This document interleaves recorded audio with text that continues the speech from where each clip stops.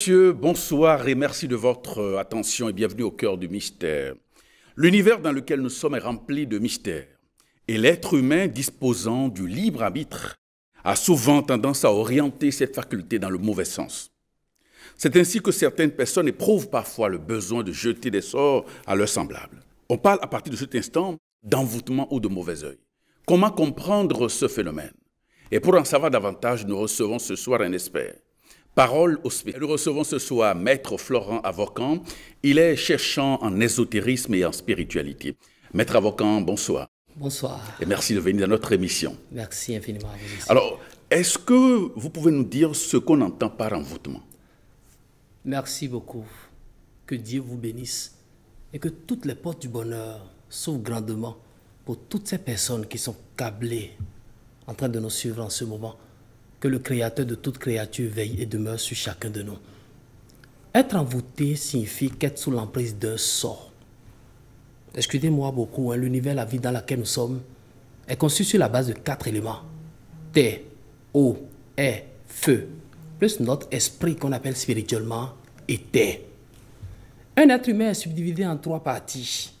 Il y a le corps, il y a l'âme, il y a aussi l'esprit. Un acte nommé envoûtement existe, car le fait de vivre sous l'emprise d'une charge, sous l'emprise d'un sort, sous l'emprise d'une énergie maléfique est être envoûté. Dans le phénomène d'envoûtement interviennent toujours 2 ou 3 catégories de personnes. La première catégorie de personnes est appelée l'envoûteur, celui qui a pris l'initiative de détruire, d'anéantir ou de faire du mal. Il y a l'envoûté qui est encore nommé la victime, cette personne qui reçoit la charge, qui reçoit le sort qui a été envoyé par l'envoûteur. C'est les 2 que nous connaissons le plus souvent. Mais n'oublions pas qu'il y a l'intermédiaire. Parce que parfois, l'envoûteur n'est pas automatiquement l'intermédiaire. L'envoûteur reçoit l'ordre d'une personne X ou Y et agit pourquoi je dirais inconsciemment, consciemment sur la victime. Dans quel but? Dans le but de détruire, d'anéantir, toutes mes excuses, de tuer, de tout gâter. Donc, être envoûté veut dire qu'être sous l'emprise d'un sort, qu'être sous l'emprise des esprits capables de démolir, de détruire et d'annuler. Mais une chose est de rappeler ceci aussi à tous les téléspectateurs. L'envoûtement n'est pas tout à fait négatif, non. Il a aussi son volet positif. Excusez-moi, je suis à genoux devant l'orateur religieux qui met ses 2 mains sur moi, qui commence par prier sur moi. Ce dernier m'a envoûté. Absolument. Il a sorti quoi de sa bouche? La parole qui n'est rien d'autre que le verbe. Et cette parole qui doit traverser les différentes couches et intégrer ma vie, pénétrer ma vie, agir sur moi. La prière aussi fait partie des formats qu'on appelle des formats d'envoûtement. Et c'est ce qu'on met parfois derrière l'envoûtement direct. Là, c'est une manière d'envoyer un sort favorable à quelqu'un. Mais de nos jours, au lieu d'utiliser le sens favorable de la chose, l'on ne fait que manipuler le côté défavorable. Donc, on utilise juste le mythe, mais le mystère qui se cache derrière pour détruire, pour anéantir, pour bloquer les portes du bonheur, pour couper le cursus de quelqu'un. Raison pour laquelle, de nos jours, quand on dit que quelqu'un vit sous le coup d'un envoûtement, on dit immédiatement que ce dernier est sous l'emprise d'un sort. Et qui parle de sort, parle parfois d'une charge purement négative. Alors, ceux qui envoient les mauvaises ondes à leurs semblables, que recherchent-ils en le faisant? La haine, la jalousie, la médisance, le mauvais œil qui fait partie aussi des grands départements de l'envoûtement, suscite le cœur des malfaiteurs à détruire. Vous avez 10 voitures, il a une seule voiture. Cela déjà suffit pour l'envoûteur de vous envoyer un sort. Vous avez un emploi, il n'a pas un emploi. Cela suffit juste pour l'envoûteur de vous envoyer un sort. Donc le but de l'envoûteur est de détruire, est d'anéantir, est de bloquer presque toutes les portes du bonheur. Le but visé est de ne pas voir la victime évoluer, la victime réussir, la victime prospérer, la victime avoir une vie paisible, la victime avoir la paix du cœur. Et tant que cette personne nommée victime a la paix du cœur, l'envoûteur n'est pas encore satisfait. Donc le but final de l'envoûtement est de détruire, de nuire, de tuer, d'annuler ou de bloquer les portes du bonheur à quelqu'un. Très bien. Merci. Alors, quelles sont les formes d'envoûtement possibles que l'on peut enregistrer dans notre univers? De nos jours, il existe plusieurs formes d'envoûtement. La forme la plus courante qui détruit l'humanité est l'auto-envoûtement. Un exemple, hein. Je suis bien portant. On m'appelle, mon téléphone sonne, cher ami, tu sais, je suis sur le lit à l'hôpital. Il pense qu'il vient de blaguer, qu'il a sorti une parole inutile de sa bouche, alors qu'il vient de permettre aux énergies positives de concrétiser quelque chose de maléfique dans sa vie. Notre bouche nous auto-envoûte. Donc l'auto-envoûtement est la première forme d'envoûtement, mais qui tue mieux, je dis bien qui tue mieux que les autres formes d'envoûtement que nous connaissons. Car de nos jours, on pense peut-être que c'est en prenant sa petite bouche, cette langue-là que Dieu nous a donnée, dotée de pouvoir, de puissance pour mentir, qui nous attire quelque chose de positif. Non. Tout ce que nous sortons de notre bouche négativement se produit forcément dans nos différentes vies. Exemple, regardez un peu la loi d'attraction. Quelque chose qu'on a attiré dans notre vie, mais le truc existait où? Existait dans le spirituel condensé. C'est comme ça aussi que les différentes paroles que nous sortons de notre bouche produisent parfois des ondes qui peuvent créer toutefois des laves et résidus, des blocages pour tout un chacun de nous. Donc la première forme d'envoûtement connue, utilisée, exercée par tous aujourd'hui est l'auto-envoûtement. Là, on n'a même plus besoin d'un envoûté. L'envoûteur est immédiatement envoûté dans ce processus. Donc, il n'a même plus besoin de l'aide de quelqu'un pour se détruire. Lui-même est en train de se détruire. Avec quoi? Sa propre bouche. Cher ami, je suis actuellement malade. Mon frère, je suis paumé alors qu'il y a des millions emmagasinés dans son compte bancaire. Du jour au lendemain, ce dernier commence par rencontrer des difficultés. Commence par chercher le sorcier derrière la chose. On dit souvent le sorcier, c'est lui-même, car il s'est auto-envoûté. Outre l'auto-envoûtement, il y a l'envoûtement direct et indirect, des formats très connus par l'humanité. Les plus courants de nos jours sont l'envoûtement évocatoire. C'est toute une messe noire bien formée, tout un réseau organisé qui agissent contre une seule personne nommée victime ou contre un lieu. Et ce que je dois rappeler aussi à tout le monde, le but de l'envoûteur est de détruire. Mais l'envoûteur peut détruire, excusez-moi, beaucoup toute une communauté. L'envoûteur peut détruire une personne physique. L'envoûteur peut détruire un groupe d'individus. L'envoûteur peut détruire un bien même physique. L'envoûteur peut détruire un domaine tel que, s'ils ont ciblé votre vie professionnelle, donc c'est ça leur cible. Tant que vous quittez la maison le matin et vous allez au boulot, vous revenez, eux, ils ne sont pas encore soulagés, donc c'est complètement détruit. Donc, ils n'ont pas encore visé votre vie émotionnelle, votre vie financière, c'est votre vie professionnelle leur cible. Vous voyez un peu? Donc, l'envoûteur peut détruire soit un bien physique ou un bien meuble.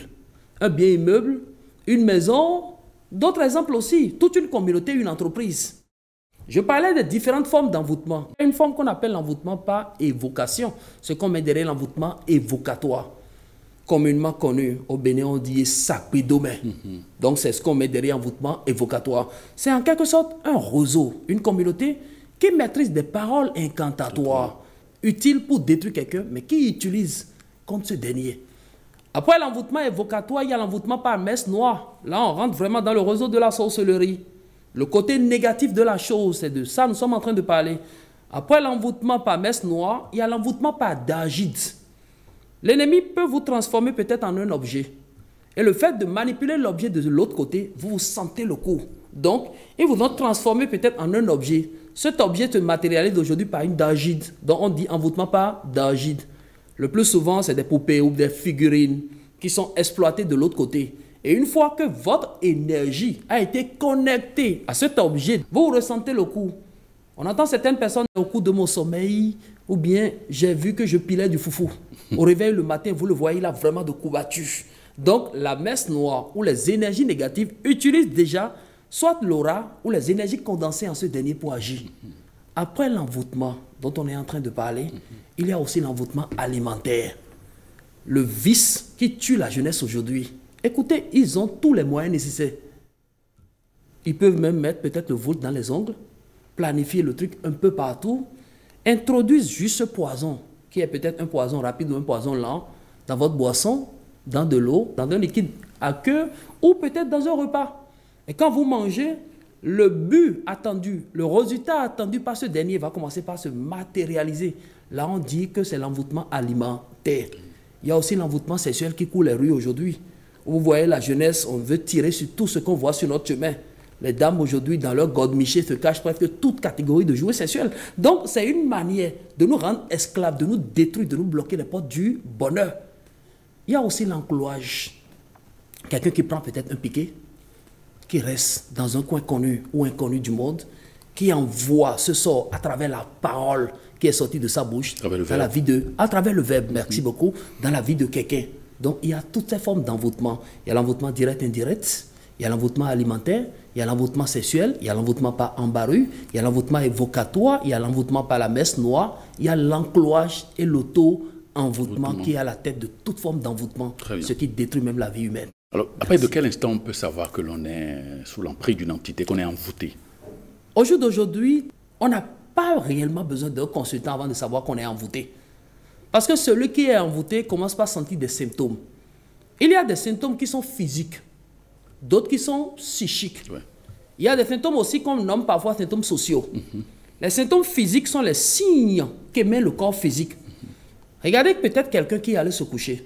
Il a passé plus de 8 heures de temps à dormir. Il se réveille encore avec des courbatures un peu partout sur le corps. Plus fatigué même qu'au départ. On dit que ce dernier vit sous le coup d'un envoûtement. Mais ça seul ne suffit pas pour dire qu'on est envoûté. Parce que le corps physique aussi peut être un peu endommagé à cause des maux physiques dont nous sommes parfois victimes.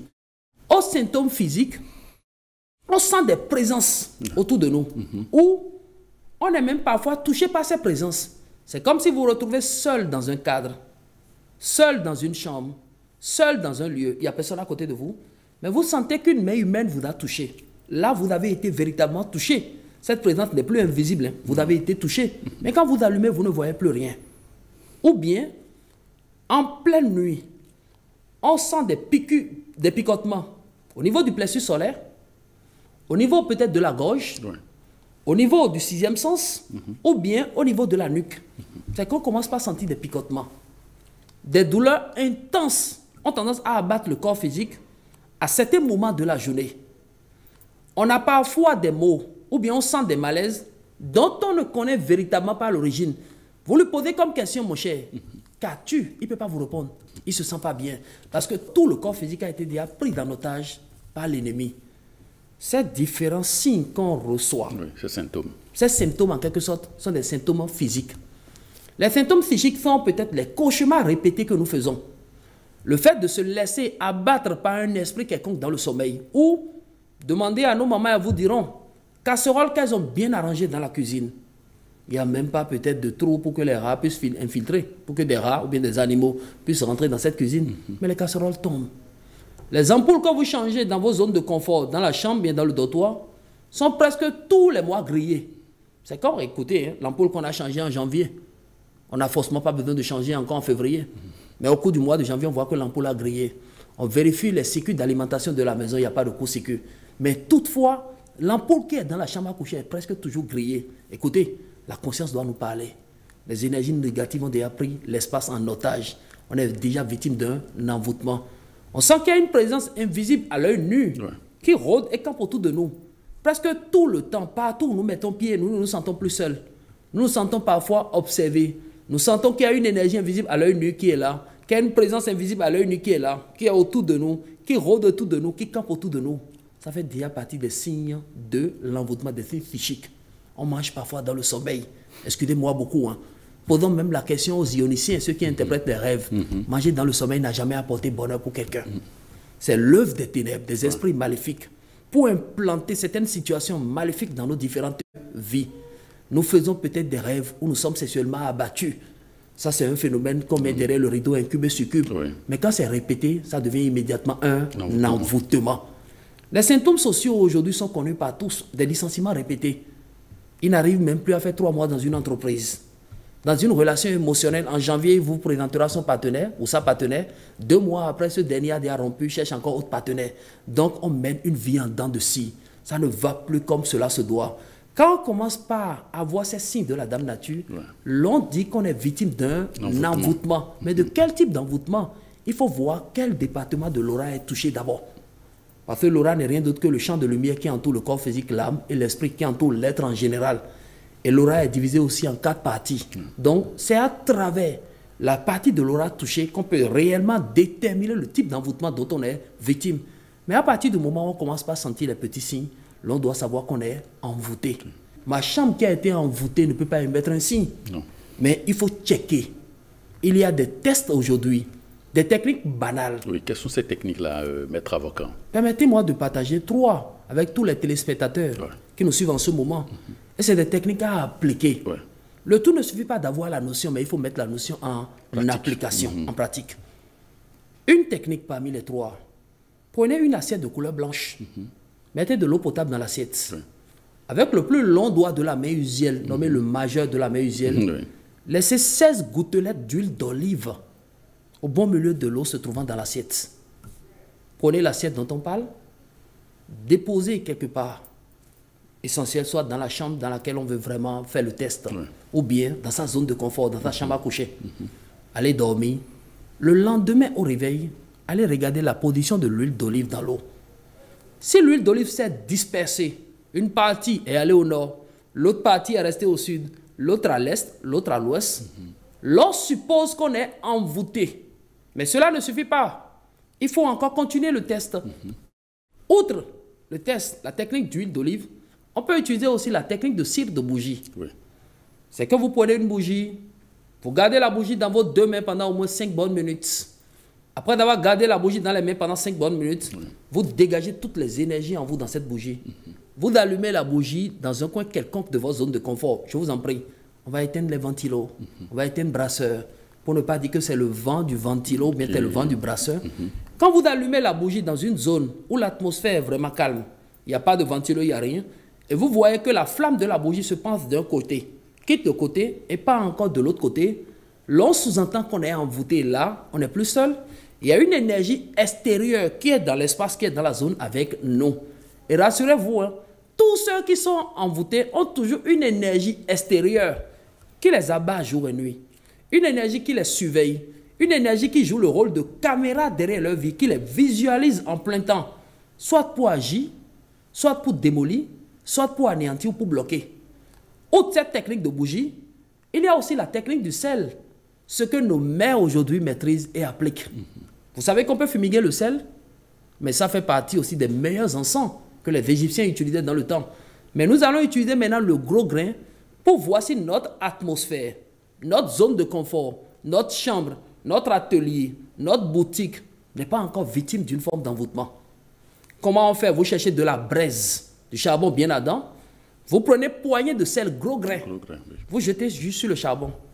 Si le sel commence par crépiter, vous voyez un peu nos bonnes mamans qui fabriquent l'autre truc là, la mousse-bouche qu'on appelle popcorn.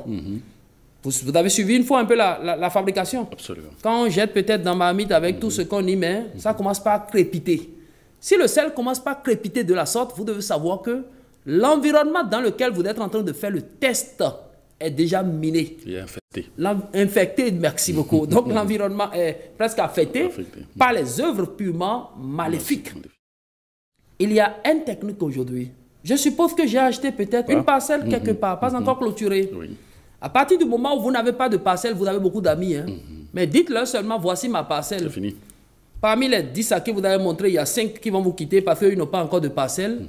Là, je débouche immédiatement sur le mauvais œil. Ils commencent par avoir une haine, une envie. La haine de vous détruire. Derrière vous, vous les avez amenés en pleine journée.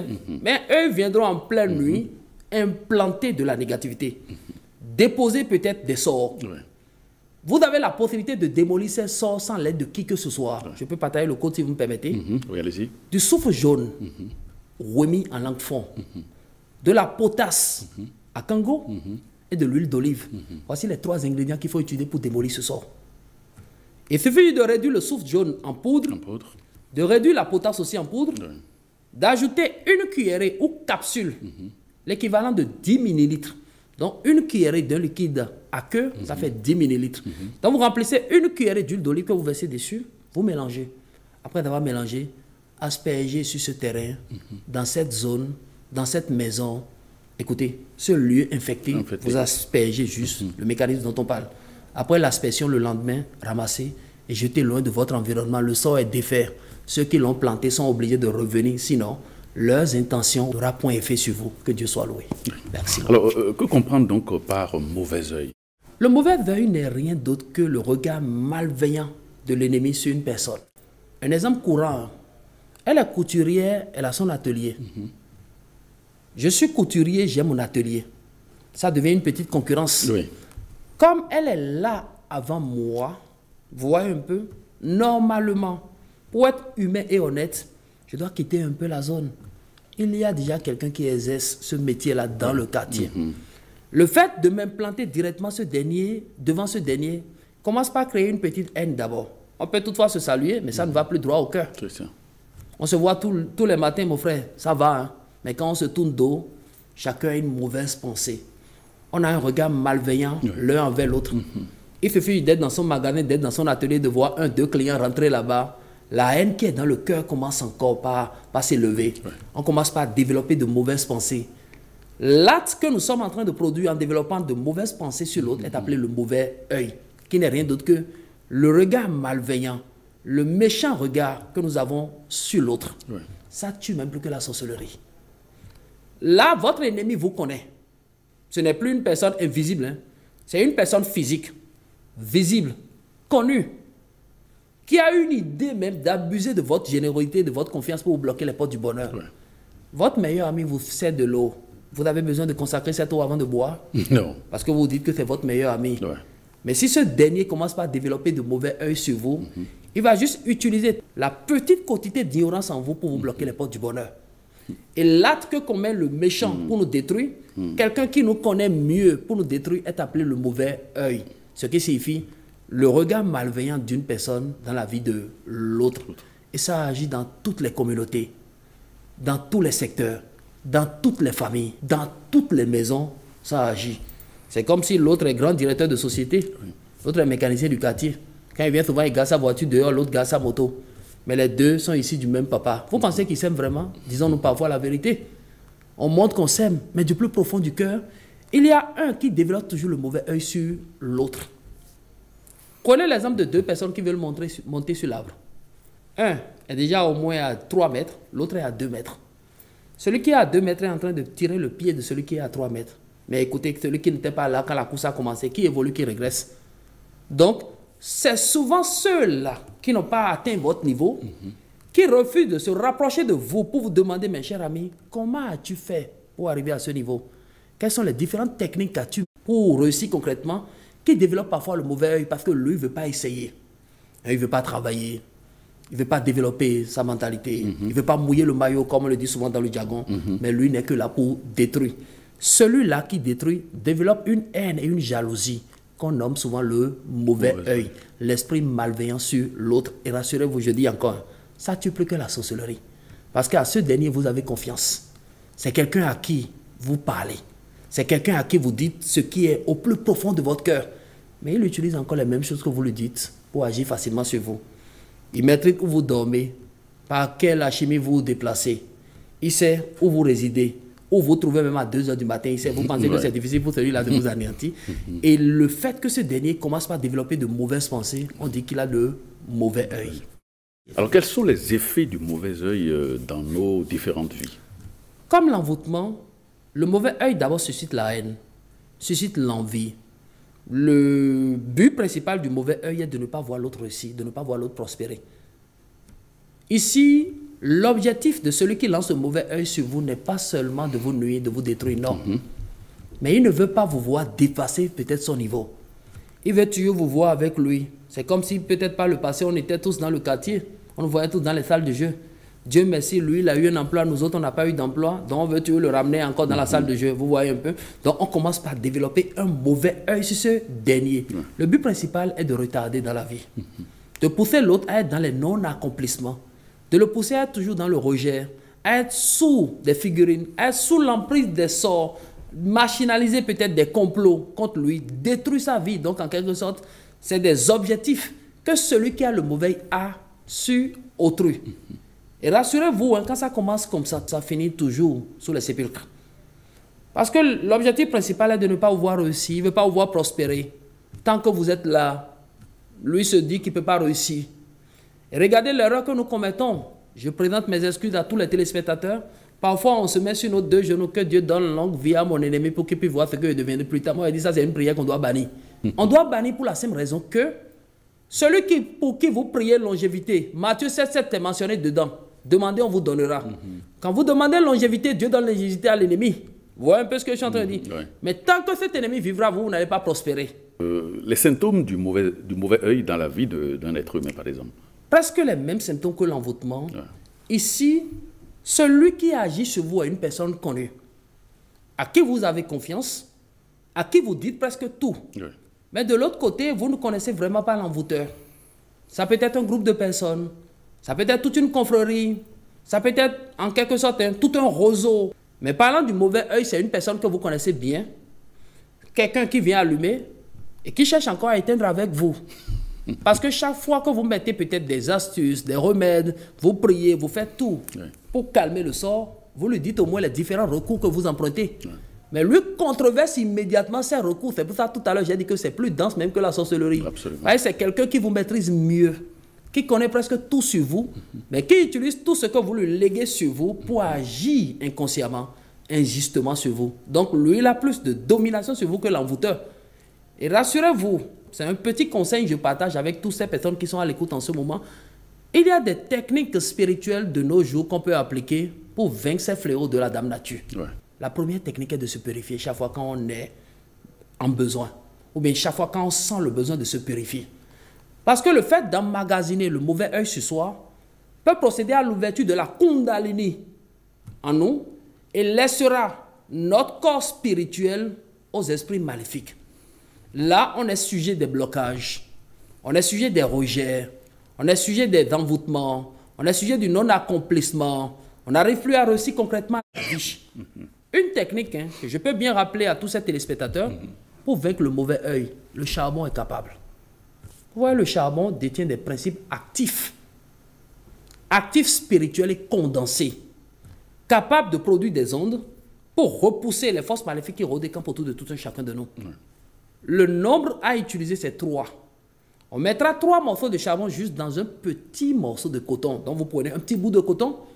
À l'intérieur de ce petit bout de coton, vous mettez 3 morceaux de charbon. Vous essayez juste de bien fermer, que vous gardez dans votre zone de confort. Ça peut être dans l'armoire, caché quelque part dans la chambre. Pourquoi ne pas déposer quelque part à la boutique? Ne pas déposer quelque part à l'atelier, où on veut. Ça dégage toujours une onde qui repousse le mauvais œil loin de tout un chacun de nous.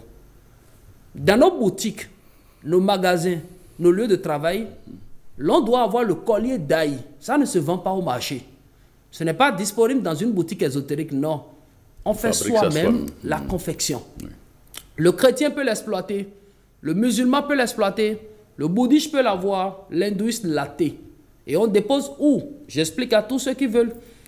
Vous voyez, quand vous rentrez peut-être dans l'atelier de l'artisan, il y a toujours son diplôme qui marque sa compétence. Ouais. On accroche toujours le diplôme où? Soit sur une pointe ou bien, en tout cas, un petit mécanisme sur lequel on a accroché le diplôme. Vous cherchez 1, 2, 3, 4, 5, 6, 7 morceaux d'ail.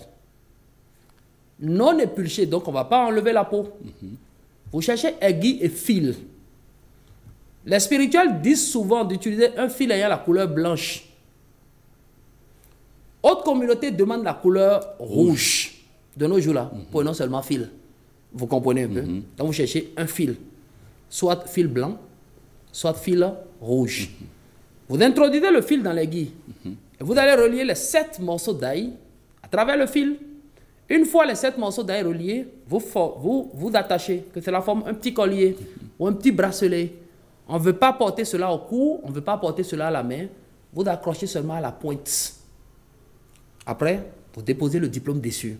De vous à moi, qui a vu le collier d'ail? Personne. On ne voit que le diplôme. Ouais. On a des tableaux décoratifs dans nos différents bureaux. On peut faire et l'accrocher, déposer le tableau dessus. On a des photos de nos parents dans nos différentes maisons. Ouais. On peut faire accrocher et déposer la photo dessus. Ou, dans nos différentes maisons, on doit avoir un petit miroir. Vous ne savez pas pourquoi? Hein? Non. L'ennemi qui se mit immédiatement lance le sort qu'il a amené chez vous à sa propre vie. C'est comme si quand on ouvre votre salon, qu'on tombe sur un grand miroir, ou bien placer les écrans désormais, de sorte à ce que celui qui entre là puisse se mirer dans votre écran. Quand il voit directement son image, ce dernier, hein, cette méchante personne-là qui veut vous détruire, se mire immédiatement, il a la possibilité de retourner immédiatement le sort à sa propre vie. Parfois, quand des personnes douteuses quittent vos maisons, parce qu'il y a des personnes que nous savons, de tout le monde a peur de lui. Mais c'est ce dernier qui nous a rendu visite, on va faire comment?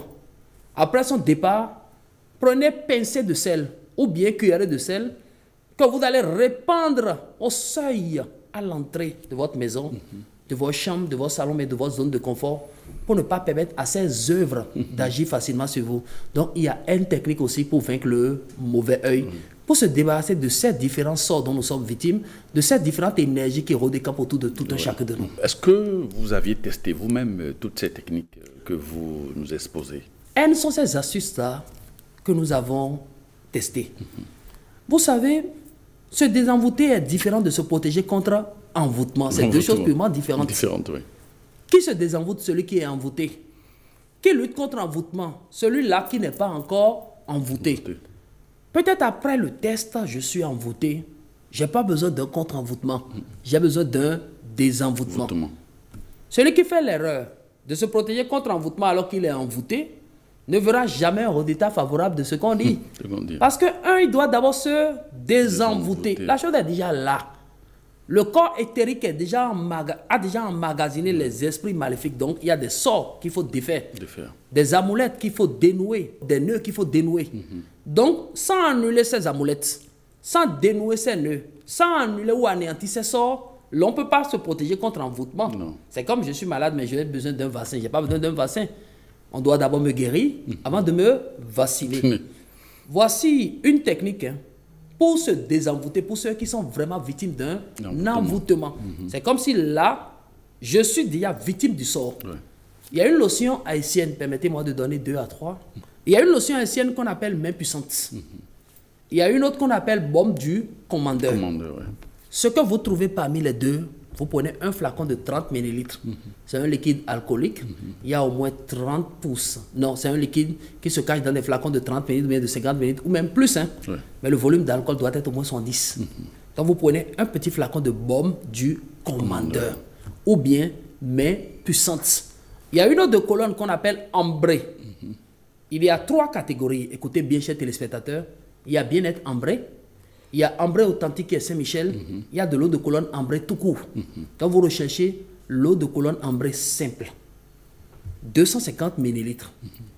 Le liquide alcoolique nommé main puissante, couleur rouge, ou bien baume du commandeur, couleur verte, vous versez maintenant dans l'eau de colonne ambré. Vous agitez le flacon, de sorte à bien faire le mélange. Vous déposez ce flacon 1 jour, 2 jours, 3 jours pour une bonne macération. Donc un mélange vraiment dont on a besoin. Après les 3 jours, ce petit liquide nommé eau de colonne ambrée, liquide dans lequel vous avez versé le baume du commandeur, vous mettez un peu dans vos différents bains pendant 1 semaine. Le chrétien peut l'appliquer, le musulman peut l'appliquer, le bouddhiste, l'hindouiste, l'athée, croyant ou non croyant. N'oubliez pas qu'on l'a conçu nous-mêmes. Personne n'a évoqué dessus une parole incantatoire. Personne n'a médité ni prié dessus. Donc c'est l'œuvre de vos différentes mains. Il suffit juste de se rendre dans un supermarché, une pharmacie ou bien dans un lieu de commerce pour acheter l'eau de colonne ambrée. Il suffit de se rendre dans une boutique ésotérique pour acheter soit le baume du commandeur ou la main puissante et associer les deux. Agiter, laissez le tout pendant 1, 2, 3 jours. Après 3 jours, vous répartissez dans vos différents bains, je dis bien vos différents bains, pendant 1 semaine. On dit le sort est défait. Écoutez, ce qui est bien derrière, l'envoûté même se retrouve totalement désenvoûté. Pour ceux qui adorent l'utilisation du règne végétal, les plantes, il y a une plante qu'on appelle le pommier de Sodome, communément appelé en fond à moment. Je n'ai pas eu le nom scientifique pour ne pas déranger quelqu'un. Donc vous cherchez juste le pommier de Sodome, à moment. Pour plus d'explications, c'est cette plante-là que les Peuls utilisent pour fabriquer du fromage. Qui a un petit ballon quand on était tout jeune, en allant parfois à l'école, on cueillait ces ballons, ce fruit qu'on cassait. Donc c'est bien joli, un fruit très amusant. Le fruit est appelé la pomme de Sodome, mais l'arbre en quelque sorte est le pommier de Sodome. Vous cherchez juste 7 feuilles de pommier de Sodome, ou 9. 9 pour le sexe masculin, 7 pour le sexe féminin. Vous mettez les feuilles dont on parle là dans un seau, vous versez un peu de sel dessus, vous triturez. Excusez-moi beaucoup, hein. On a tous beaucoup d'hommes à la maison pour nous aider. Domestiques, nounous et autres là. Mais quand on demande de triturer une plante, quel que soit le nombre de personnes, de servants que vous avez chez vous, triturez vous-même. Très bien. Parce que celui qui triture une plante bénéficie immédiatement des principes actifs de la plante. C'est sa main qui a trituré la plante. Parce qu'aujourd'hui, on se dit non, l'enfant qui est là-bas, il peut facilement faire, moi, il va utiliser. Non, c'est celui qui triture qui utilise. Donc, vous triturez, tout en prenant soin de mettre du sel sur les plantes dont on a parlé. Après avoir bien trituré, vous filtrez. Le filtrant obtenu, vous ajoutez d'eau dessus. Donc, c'est une petite quantité d'eau qu'on a mis dessus au départ pour triturer. Après avoir bien trituré, on va filtrer, jeter les débris de la plante.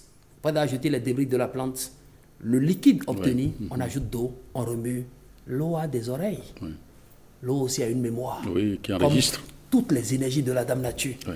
L'eau enregistre ce que vous lui demandez. Oui. Vous savez, une fois en phase de fête, on demande à Dieu qui a créé le ciel et la terre de donner l'ordre à l'eau, afin qu'en utilisant cette eau, que cela puisse me désenvoûter, me purifier, éloigner les œuvres maléfiques qui rôdaient camp autour de ma vie. Quand je finis cette prière, je rentre dans ma salle de bain, je prends un bon bain, on dit là que le sort est défait. Quand on est victime de l'envoûtement, et là on sait vraiment, on maîtrise de l'origine, on connaît la source, là on utilise le charbon. Écoutez, on doit consommer avec une prière qu'on appelle conjuration des sept, ou on peut consommer tout court, pour ceux qui n'ont pas cette prière dont on parle. Vous cherchez 21 petits morceaux de charbon, une petite feuille A4. Vous alignez les 21 morceaux de charbon sur la feuille de sorte à former une petite croix. Donc, un au milieu, 5 au nord, 5 au sud, 5 à l'est, 5 à l'ouest. Ce petit papier, vous tirez doucement jusqu'à mettre sous votre lit. Vous dormez sur le lit 1 jour, 2 jours, 3 jours, 4 jours, 1 semaine. Après les 7 jours, le 8e jour au réveil le matin, faites un peu de braise de côté. Donc, il y a un charbon ardent qui brûle, vrai. Vous prenez ce petit papier, sans que vos doigts ne touchent les charbons. Quand fait charbon là, qui ont formé une croix, qui sont restés sur une feuille, sous le lit. Vous avez passé 7 nuits sur le lit. Cela a absorbé le mal qui est autour de vous, les énergies négatives qui sont autour de vous. Et là, le 8e jour au réveil, vous prenez juste la feuille, de sorte à ce que vos doigts ne touchent même pas les morceaux de charbon. Vous versez tout où? Dans la braise. Vous brûlez même la feuille. On dit que le sort est défait. Il y a d'autres techniques aussi, hein, si vous me permettez bien. Une seule. Il y a une notion qu'on appelle le Pompeia. Ça se trouve dans les maisons ésotériques. 423 millilitres, donc le grand flacon. Allez chercher un petit flacon, ou bien un grand flacon de Pompeia. De retoucher vous à la maison, vous consacrez le Pompeia avec le psaume 17 si vous êtes chrétien, ou bien la sourate 78 si vous êtes musulman. Donc le chrétien peut réciter le psaume 17 une seule fois sur Pompeia pour consacrer. Le musulman peut réciter la sourate 78 une seule fois sur Pompeia pour sa consécration. Vous mettez un peu de cette lotion dans vos différents bains. On dit d'appliquer au moins pendant 11 jours. Toute une famille peut utiliser un flacon. Même si l'envoûtement est familial, car parfois c'est toute une famille qui est envoûtée.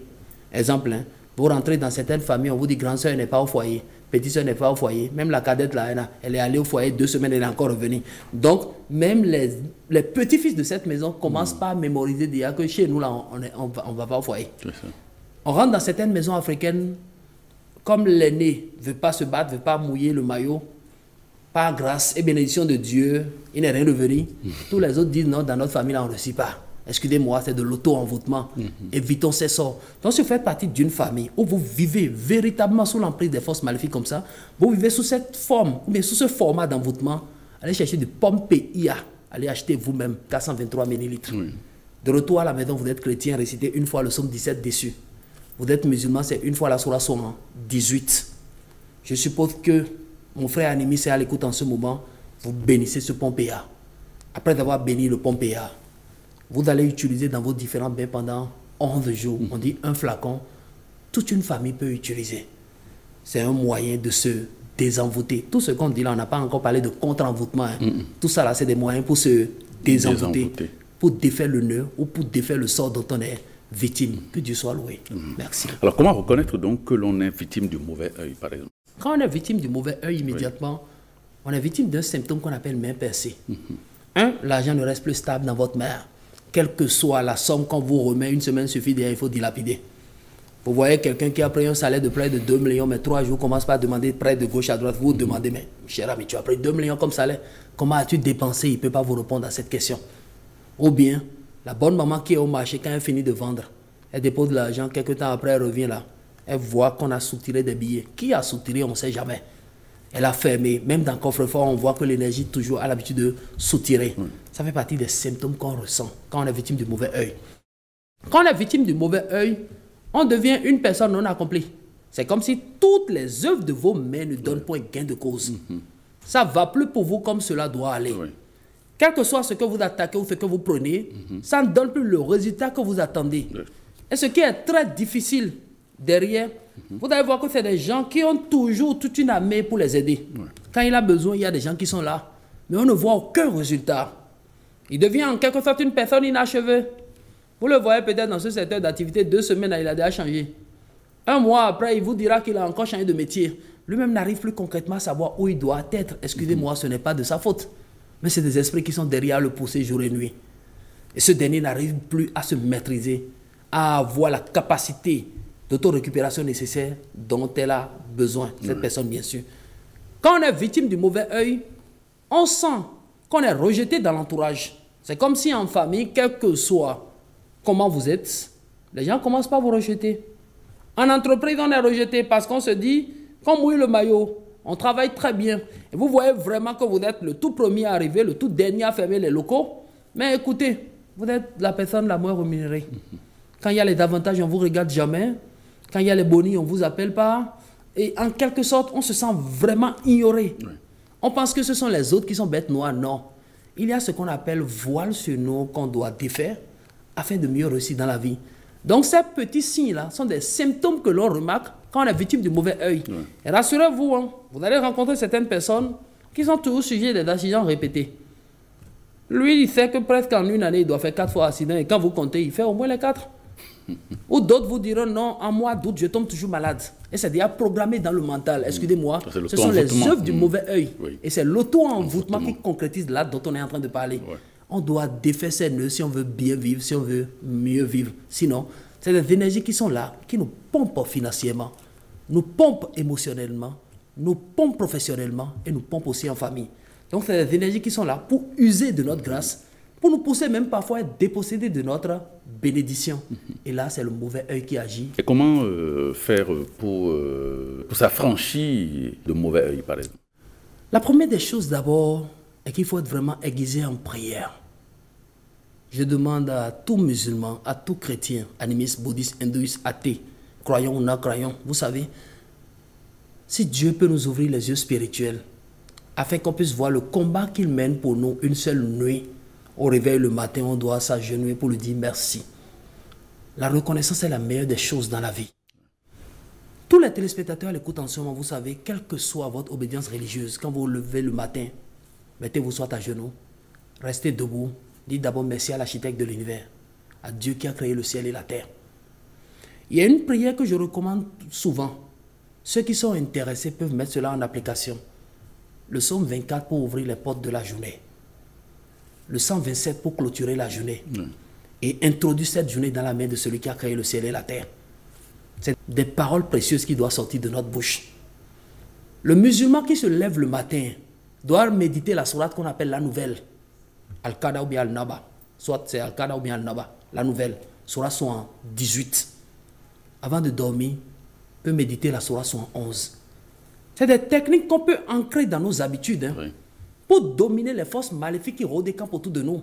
Et là, vous êtes aiguisé de l'énergie qu'on appelle le Saint-Esprit. Vous êtes aiguisé de cette énergie qui vous dédouble et qui chasse toutes les forces maléfiques qui rôdent et campent autour de vous. Donc, vous ne faites rien. Mais chaque matin, vous vous levez, vous priez. Chaque soir, vous priez. Dieu veille sur vous, vous couvre. On peut aussi utiliser l'ail pour se blinder spirituellement contre le mauvais œil. Un morceau d'ail que vous emballez dans du coton. Bout de coton que vous gardez constamment sur vous, on n'a pas dit de mettre dans la poche, non. On a des sacs à main. Nos mamans ont des pochettes. On a des sacs au dos. On a des moyens de déplacement. Siège d'une moto, coffre d'une voiture. Un morceau d'ail dedans est déjà une sécurité pour votre vie. Le citron qu'on voit seulement banal, parce que ça ne coûte presque rien, détient des principes et secrets spirituels dont on a besoin pour notre bien-être, pour notre élévation, pour notre succès, pour notre prospérité. Un citron que vous perforez avec un objet pointu. Citron perforé à l'intérieur duquel vous introduisez seulement un morceau d'ail non épulché. Vous jetez quelque part dans votre zone de confort. Ça vous préserve contre mauvais œil. L'on peut utiliser de l'eau pour se protéger contre le mauvais œil. Mais quelle eau? De l'eau consacrée. Et comment consacrer cette eau? Vous permettez? Allez-y. Vous prenez juste de l'eau que vous mettez dans un récipient en plastique. L'eau est déjà dans le récipient en plastique. Hein. Oui. Vous mettez une autre petite portion d'eau dans votre main. Droite ou gauche? N'importe quelle main. Vous demandez à Dieu qui a créé le ciel et la terre de consacrer cette eau que vous avez en face de vous. Excusez-moi beaucoup. L'acte spirituel. Et suivez. J'ai de l'eau dans la main. J'ai une bonne quantité d'eau en face de moi. L'eau qui est dans ma main, je soulève un peu la main. Je demande à Dieu qui a créé le ciel et la terre de consacrer cette eau. En disant consacrer cette eau, celle dans la main, je vais verser dans l'eau qui est dans le récipient en face de moi. Et vous remuez l'eau une fois dans le même sens. Quand vous terminez, vous communiquez avec la mémoire de l'eau. Communiquer avec la mémoire de l'eau veut dire vous demander à Dieu de donner l'ordre à l'eau qu'en aspergeant cette eau dans votre zone de confort, dans votre maison, dans votre habitation, dans votre lieu de travail, qu'elle nettoie les impuretés, qu'elle débarrasse les souillures, qu'elle débarrasse les forces maléfiques qui rôdent dans l'espace, qui rôdent des camps autour de vous et qui vous empêchent de réussir concrètement dans la vie. Outre ça, je demanderai aussi à tous ceux qui sont à l'écoute en ce moment de maîtriser les vertus des feuilles de laurier. Voici une plante qu'on ne doit pas négliger. Et la fumigation est importante, mais il faut savoir fumiguer. Ce n'est pas parce qu'on a parlé de feuilles de laurier que j'irai acheter le gros sac, je vais tout brûler aujourd'hui. Non. Non, vous comprenez un peu.